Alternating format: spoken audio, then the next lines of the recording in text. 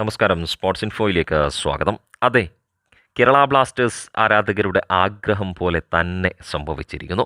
Calendar ഇയറിലെ അവസാന മത്സരത്തിൽ F C Goa North East United F സിക്കെതിരെ 1-1 സമനിലയിൽ പിരിഞ്ഞതോടെ ഇന്ത്യൻ സൂപ്പർ ലീഗ് ബ്രേക്കിന് പിരിയുമ്പോൾ 12 മത്സരങ്ങളിൽ നിന്നും 26 പോയിന്റുകളുമായി കേരള ബ്ലാസ്റ്റേഴ്സ് ഒന്നാം സ്ഥാനത്ത് തലയെടുപ്പോടെ തന്നെ നിൽക്കുന്നു.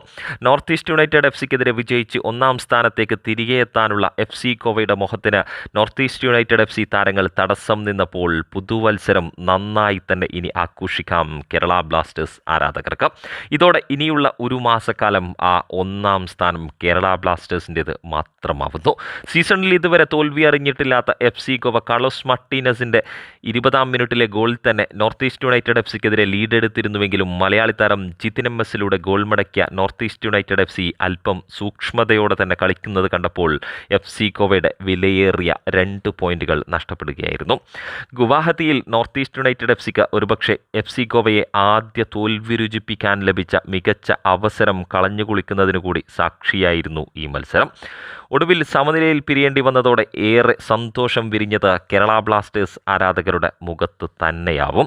എഫ് സി ഗോവയുടെ ഈ 2 പോയിന്റുകളുടെ നഷ്ടം കേരള ബ്ലാസ്റ്റേഴ്സ് ആരാധകർ സ്വീകരിച്ചത് പുതുവത്സര സമ്മാനമായിട്ട് തന്നെയാവും എന്നതും ഉറപ്പ്.